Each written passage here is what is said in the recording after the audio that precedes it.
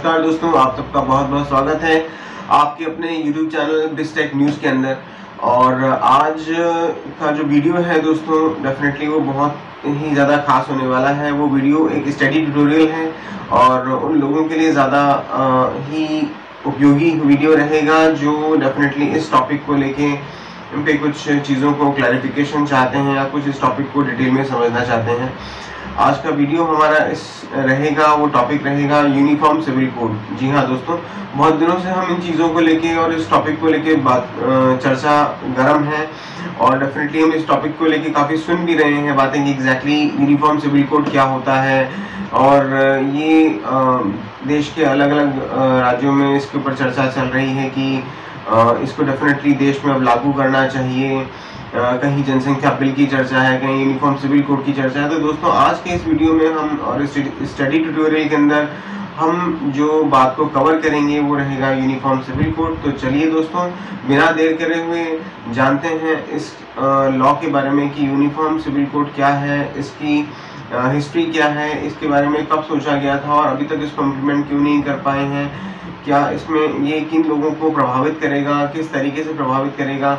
तो इसके बारे में कंप्लीट बातें और कंप्लीट चर्चा करते हैं आप सबके साथ। तो चलिए दोस्तों, बिना देर करे हुए वीडियो शुरू करते हैं। दोस्तों सबसे पहले हम इस वीडियो में जानेंगे कि एग्जैक्टली यूनिफॉर्म सिविल कोड है क्या। ठीक है, यूनिफॉर्म सिविल कोड जो है, जिसे कि हम हिंदी में समान नागरिक संहिता भी कहते हैं, वो भारत के सभी नागरिकों के लिए असल में वो एक समान कानून की बात कहता है। ठीक है, कुछ मुद्दों में जो कि है, जैसे कि विवाह है या फिर गोद लेना है या फिर उत्तराधिकार की बात होती है, तब हमारे यहाँ अलग अलग पर्सनल लॉज बने हुए हैं, उनको फॉलो किया जाता है। तो वही बात हो रही है कि पूरे भारतवर्ष में कुछ मुद्दों को लेके, विवाह, शादी, तलाक और गोद लेने और उत्तराधिकार से संबंधित जो बातें हैं, उन बातों को एक समान कानून उसमें होना चाहिए पूरे भारतवर्ष के अंदर। और यही सब चीज़ें जो हैं यूनिफॉर्म सिविल कोड के अंदर जो है आती हैं और उसमें चाही गई हैं कि इन सब बातों पे एक कानून बने। और यूनिफॉर्म सिविल कोड की सबसे पहले जो चर्चा हमारे संविधान में करी गई है, जो बाबा साहेब द्वारा रचित संविधान है हमारा, उसमें नीति निर्देशक तत्व जो है उसके अंदर इस बात को रखा गया है। और नीति निर्देशक तत्व संविधान के जो है 36 जो आर्टिकल से लेकर और 51 जो आर्टिकल है उसके अंदर इस बात को रखा गया है। और उसके सेक्शन जो आर्टिकल 44 है वो इस बात को कहता है कि समान नागरिक संहिता बनाने की जो बात है वो इस बात की पैरवी करता है और इस बात को कहता है। दोस्तों अभी यूनिफॉर्म सिविल कोड जो है ये न्यूज़ में क्यों है, असल में ये बहुत ज़्यादा हमें सुनने को मिल रहा है कि यूनिफॉर्म सिविल कोड काफ़ी चर्चा में भी है। तो आखिर इसके पीछे रीज़न क्या है। रिसेंटली दिल्ली हाई कोर्ट ने अभी एक टिप्पणी करी और उस टिप्पणी में दिल्ली हाई कोर्ट ने कहा कि एग्जैक्टली अब समय आ गया है कि देश में यूनिफॉर्म सिविल कोड की जो है वो हमें लागू करना चाहिए। इसके साथ ही दोस्तों, एक वर्ष पूर्व सुप्रीम कोर्ट ने एक केस की सुनवाई के दौरान, एक गोवा वासी के ऊपर कोई केस था, उसकी सुनवाई के दौरान सुप्रीम कोर्ट ने गोवा गवर्नमेंट की काफ़ी प्रशंसा करी। और प्रशंसा इसलिए करी थी कि जो गोवा में सरकार है, राज्य सरकार है, उन्होंने अपने गोवा जो राज्य है उसके अंदर दोस्तों उन्होंने यूनिफॉर्म सिविल कोड जो है उसको अप्लाई कर रखा है। और इसीलिए जो है सुप्रीम कोर्ट ने गोवा राज्य की काफ़ी प्रशंसा करी थी कि उन्होंने यूनिफॉर्म सिविल कोड को अपने यहाँ अप्लाई करा हुआ है। और ये कहा गया था कि डेफिनेटली देश में भी इस यूनिफॉर्म सिविल कोड को अब पूर्ण रूप से एक तरीके से हमें लागू करना चाहिए और ये वक्त आ चुका है। तो इसी कारण से ये काफ़ी कुछ चर्चा में रहा दोस्तों। तो चलिए इसके और पहलुओं पर डिस्कस करते हैं। दोस्तों इसके साथ ही जानते हैं कि आर्टिकल 44 क्या है और ये क्या कहता है। ठीक है दोस्तों, तो सबसे पहली बात जो है नीति निर्देशक तत्वों के बारे में हम बात कर लेते हैं। संविधान के असल में पार्ट 3 और पार्ट 4 के अंदर जो है नीति निर्देशक तत्वों की चर्चा करी गई है। और नीति निर्देशक तत्वों के आर्टिकल 36 से 51 के अंदर नीति निर्देशक तत्वों को संविधान के अंदर कवर करा गया है। दोस्तों जो नीति निर्देशक तत्व हैं वो राज्यों को संविधान निर्माताओं ने एक सुझाव के रूप में दिए हैं। ये ना तो कानून है और ना ही राज्यों के ऊपर कोई किसी तरह की बाध्यता है कि उन्हें इसको अप्लाई करना ही पड़ेगा। बस उन्होंने इसको कहा था कि सही वक्त आने पर ये चाहे तो इस तरह के अच्छे कानूनों को इम्प्लीमेंट कर सकते हैं, और समान नागरिक संहिता जो है वो बनाने की बात आर्टिकल 44 में कही गई है। ठीक है, और सबसे पहले दोस्तों ये जो समान नागरिक संहिता या नीति निर्देशक तत्वों की जो बात है, नीति निर्देशक तत्वों की जो बात है वो आयरलैंड ने सबसे पहले अपने संविधान में नीति निर्देशक तत्वों को शामिल किया था दोस्तों।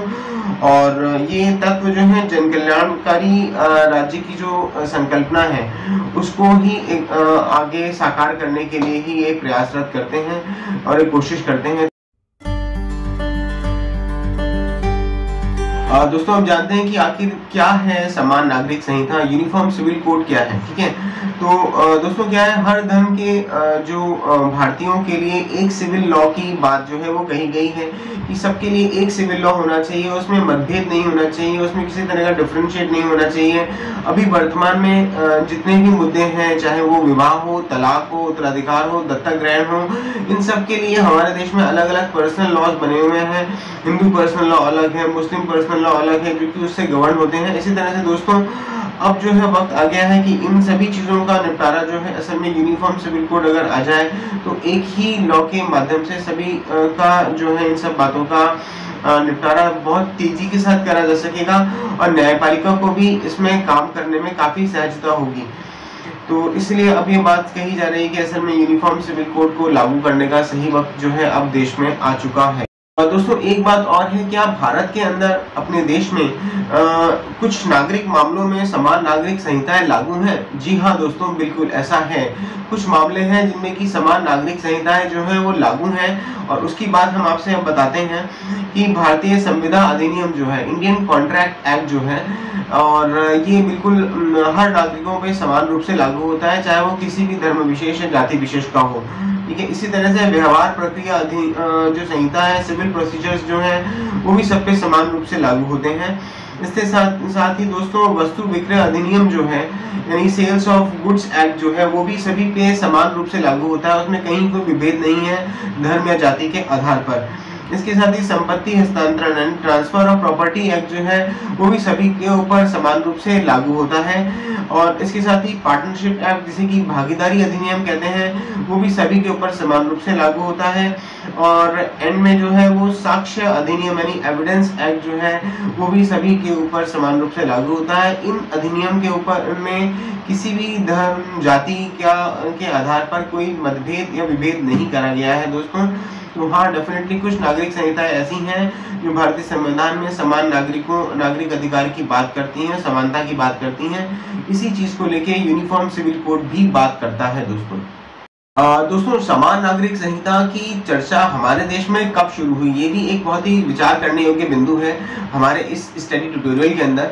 और आप जरूर बताइएगा अपने कमेंट्स करके कि आपको ये वीडियो कैसा लगा और आप समान नागरिक संहिता के बारे में क्या सोचते हैं। तो चलिए दोस्तों इस पॉइंट को समझते हैं कि हमारे देश में इसकी चर्चा असल में जब ब्रिटिशर्स यहाँ आए और उन्होंने देखा हमारा देश काफी सारे धर्म और जातियों में विभाजित है, बटा हुआ है, तो उन्होंने यहाँ कुछ कानून जो थे उन्होंने इसको इम्प्लीमेंट भी करा। कुछ कानूनों को उन्होंने पहले, कुछ रूढ़ियां थी, कुछ प्रथाएं थी, उनके अगेंस्ट में भी उन्होंने कानून बनाए। लेकिन उन्होंने सबसे पहले दंड संहिता जो पेनल कोड है उसको तो उन्होंने लागू कर दिया सभी देश में, पूरे देश में समान रूप से उन्होंने लागू कर दिया कि इस चीज के अंदर आपको ये दंड आपको मिलेगा, और दंड भी बढ़ चढ़ के उन्होंने रखे, कोई प्रॉब्लम नहीं थी। लेकिन उन्होंने जो समान नागरिक संहिता की बात थी और सिविल कोड की जो बात थी वो उस पर ज्यादा आगे नहीं बढ़ पाया उन्होंने। लेकिन फिर भी कुछ काम करे, जैसे कि हमारे यहाँ हिंदुओं में पहले अलग अलग कानून हुआ करते थे सभी लोगों के लिए। विडो हो जाती थी लेडीज, उनके लिए वो डेफिनेटली पुनर्विवाह जो था वर्जित था, तो अंग्रेजों ने इसको वापस से शुरू करा। उन्होंने Hindu window remarriage act of 1856 लागू करा और जो पुनर्विवाह उनके वर्जित था उसको इस एक्ट के माध्यम से समाप्त करा। ठीक है, इसके साथ ही दोस्तों एक जो है विवाहित स्त्री को की संपत्ति में कोई अधिकार नहीं मिलता था, तो उसको भी उन्होंने मैरिड वुमेन्स प्रॉपर्टी एक्ट 1923 द्वारा समाप्त करा। तो कुछ इन अंग्रेजों ने कुछ सिविल कोड के अंदर भी कुछ अच्छे काम करे, लेकिन उसके बाद भी वो पूरी तरीके से इस पे आगे नहीं बढ़ पाया, ना ही कोई अच्छा इसमें कानून इम्प्लीमेंट कर पाए। क्योंकि शायद उनका ऐसा मकसद नहीं था। लेकिन उसके बाद हमारा जब देश आज़ाद हुआ और संविधान निर्माताओं ने इसके बारे में चर्चा करी, तब संविधान सभा ने समान नागरिक संहिता पर विचार करा। लेकिन वहां भी दोस्तों 5 और 4 के रेशियो के अंदर प्रस्ताव जो है वो निरस्त हो गया। और जो समान नागरिक संहिता की बात थी, यूनिफॉर्म सिविल कोड की जो बात थी, पहले यह मौलिक अधिकारों के अंदर आ रहा था, लेकिन फिर इसे नीति निर्देशक तत्वों में शामिल करा गया। दोस्तों हिंदू कोड बिल के बारे में भी जान लेते हैं कि असल में हिंदू कोड बिल क्या था और आज़ादी के बाद हिंदू कोड बिल का उनको लेके काफ़ी सारी बहस हुई, वो क्यों हुई।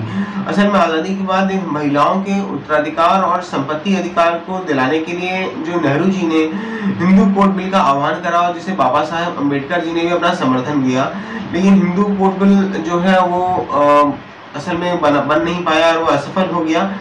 और कुछ इस तरह की न्यूज़ेस भी निकल के आती हैं कि नेहरू जी का उसमें स्वार्थ भी था, क्योंकि उनकी इकलौती पुत्री थी इंदिरा गांधी जो है, और उनकी जो इतनी भी धन दौलत थी, प्रॉपर्टी थी, बुक्स की रॉयल्टी थी, जो वो चाहते थे वो सब उत्तराधिकार में इंदिरा को मिले, और उसको दिलाने के लिए वो हिंदू कोड बिल लाने के लिए प्रयासरत थे। और इसके बाद 1955 में हिंदू मैरिज एक्ट आया और उसमें तलाक को एक कानूनी दर्जा दिया गया दोस्तों, और सभी जातियों में विवाह का अधिकार जो है, एक से ज्यादा शादी को जो है हिंदुओं में गैर कानूनी घोषित करा गया। ठीक है, इसके साथ ही 1956 के अंदर दोस्तों हिंदू उत्तराधिकार अधिनियम जो है, हिंदू दत्तक ग्रहण अधिनियम और पोषण अधिनियम जो है, हिंदू जो है अवैस्कता और संरक्षण अधिनियम, ये सभी कानून जो है हिंदू धर्म के अलावा सिख, बौद्ध और जैन धर्म पर भी लागू होते हैं, इनको भी लागू करा गया। इसके साथ ही 1978 में दोस्तों असल में एक केस आया, और उस केस के अंदर जो कि हम बात करेंगे शाह बानो का केस था। सुप्रीम कोर्ट ने इस पर डिसीजन दिया था। शाह बानो को उनके पति ने जो है मुस्लिम रीतियों के अकॉर्डिंग जो है तलाक दे दिया, और शाह बानो के 6 बच्चे थे और वो उनका भरण पोषण नहीं करने में असक्षम थी। तो उन्होंने कोर्ट का दरवाजा खटखटाया। ये केस चलते चलते सुप्रीम कोर्ट तक पहुंचा। सुप्रीम कोर्ट ने इस केस में सुनवाई करी और ये पाया कि एग्जैक्टली शाह बानो को जो है भरण पोषण मिलना चाहिए, उनको एलुमनी मिलनी चाहिए, और सुप्रीम कोर्ट ने ये व्यवस्था करी कि हाँ उनको ये प्रोटेक्शन जो है वो मिले और उनको एलुमनी दी जाए, उनको मेंटेनेंस एक्सपेंसेस जो है दिया जाए। सुप्रीम कोर्ट के इस निर्णय के विरुद्ध जो है सभी मुस्लिम्स ने इसको ये अपने पर्सनल लॉ के अंदर एक तरह का हस्तक्षेप माना, और इसके अगेंस्ट में वो लोग काफ़ी उन्होंने अपोज करा, इसका विरोध करा। और यहाँ एक दोस्तों एक बात कहने की है कि मुस्लिमों की तुष्टीकरण की नीति जो है उसके कारण जो उस समय के प्रधानमंत्री थे राजीव गांधी, उन्होंने जो था the Muslim women's protection of rights on divorce act 1986 pass कराया, और इसने सुप्रीम कोर्ट के निर्णय को निरस्त कर दिया और एलुमनी को जो है मात्र 90 डेज तक ही सीमित कर दिया। इस तरीके से कहीं ना कहीं इनको फेवर दिया गया और एक अच्छे डिसीजन को भी पलट दिया गया, जो कि सुप्रीम कोर्ट ने अच्छा डिसीजन दिया था फेवर में, मुस्लिम महिलाओं के फेवर में। तो चलिए दोस्तों इसके बारे में और जानते। दोस्तों एक पॉइंट आता है कि मुसलमान जो है, मुस्लिम्स जो है वो समान नागरिक संहिता के खिलाफ क्यों है। ठीक है, तो असल में मुस्लिम्स जो है वो सिविल कोड को मानते नहीं है। वो कहते हैं हमें सिविल कोड की कोई ज़रूरत नहीं है, और हम जो है शरीयत से रूल होते हैं, और हम शरीयत से ना तो 1 इंच आगे जा सकते हैं ना ही 1 इंच पीछे जा सकते हैं। उनका ऐसा कहना है, ऐसे उनके वर्डिंग्स हैं, और वो कहते हैं हमारा सिविल कोड वही होगा जिसको कि हमारा धर्म जो है वो अनुमति देगा। क्या मुस्लिम्स का जो विरोध है दोस्तों वो उचित है? क्या वो सही तरीके से या सही पॉइंट्स को लेके इसका अपोज कर रहे हैं यूनिफॉर्म सिविल कोड का, या क्या ये करना वाजिब है? तो इसमें कई लोगों से बातें हुई हैं, कई विचारकों ने अपने बातें रखी हैं, और ये कहा गया कि देश में जब दंड विधान जो है, पैनल कोड जो है वो जब सभी नागरिकों के लिए एक है, तो वे सिविल कोड भी जो है वो सभी नागरिकों के लिए एक होना चाहिए। और वास्तव में बहुत ही प्रैक्टिकल बात है और सही बात है। अंग्रेजों के समय में भी मुस्लिम्स के विरोध के कारण ही जो है वो दोस्तों सिविल कोड जो है वो लागू नहीं हो पाया था।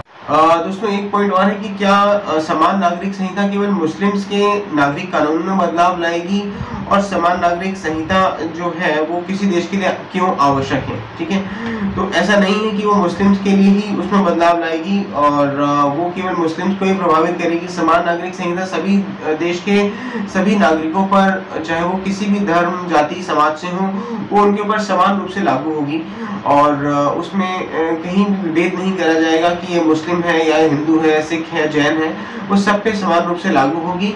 और उसके कुछ विशेष क्षेत्र होंगे जैसे कि विवाह है, तलाक है, उत्तराधिकार है, दत्तक ग्रहण है। इन क्षेत्रों में जो भी अलग अलग हमारे पर्सनल लॉज हैं, हम उनको ना फॉलो करके यूनिफॉर्म सिविल कोड के आधार पर निर्णय दिए जाएंगे।